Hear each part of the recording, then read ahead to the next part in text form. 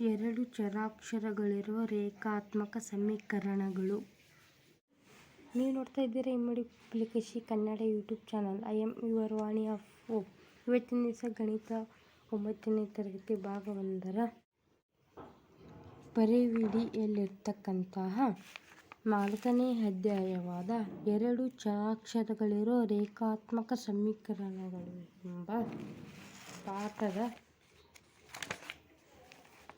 ಅಧ್ಯಾಯ 4 ಎರಡು ಚರಾಕ್ಷರಗಳು ರೇಖಾತ್ಮಕ ಸಮೀಕರಣಗಳು.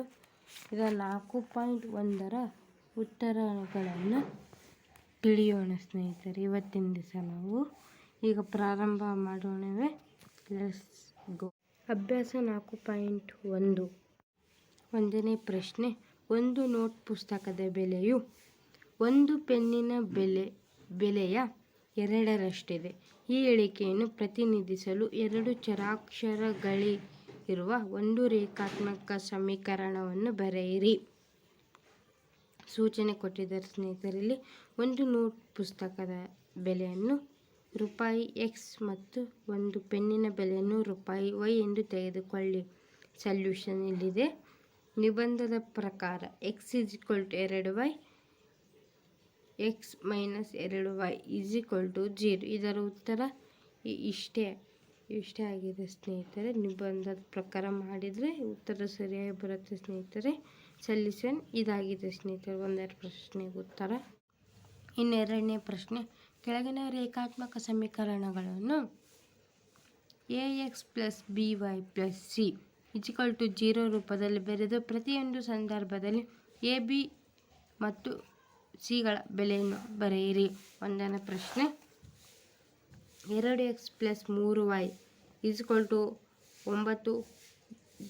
9.35 ಅಥವಾ 35. ಇದು 5ರ ಮೇಲೆ ಹಿಂಗೆ ಲೈನ್ ಎಳೆದಿದ್ದರಿಂದ 5 ರಿಪೀಟ್ ಆಗುತ್ತೆ. ಇದರ ಉತ್ತರ ಇಲ್ಲಿದೆ ನೋಡಿ ಸ್ನೇಹಿತರೆ. ಸೊಲ್ಯೂಷನ್. 2ನೇ ಪ್ರಶ್ನೆ. x - x/5 - 10 = 0. ಇದರ ಉತ್ತರ ಸೊಲ್ಯೂಷನ್ ಇಲ್ಲಿದೆ ನೋಡಿ ಸ್ನೇಹಿತರೆ. 3ನೇ ಪ್ರಶ್ನೆ. -2x + 3y = 6. ಇದರ ಉತ್ತರ ಇಲ್ಲಿದೆ ನೋಡಿ ಸ್ನೇಹಿತರೆ. x = 3y. ಇದರ ಉತ್ತರ ಇಲ್ಲಿದೆ ನೋಡಿ ಸ್ನೇಹಿತರೆ. ಇನ್ನು 5ನೇ ಪ್ರಶ್ನೆ. 2 = -5y.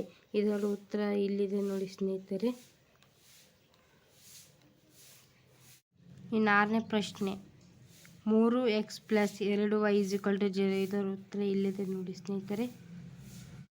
ಇನ್ನು 7ನೇ ಪ್ರಶ್ನೆ. y - 2 = 0. ಇದರ ಉತ್ತರ ಇಲ್ಲಿದೆ ನೋಡಿ ಸ್ನೇಹಿತರೆ.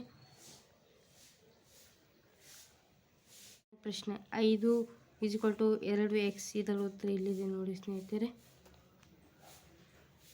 ಈಗ ಅಭ್ಯಾಸ 4.1ರ ಎಲ್ಲ ಉತ್ತರಗಳು ನಿಮಗೆ ದೊರಕಿವೆ ಸ್ನೇಹಿತರೆ.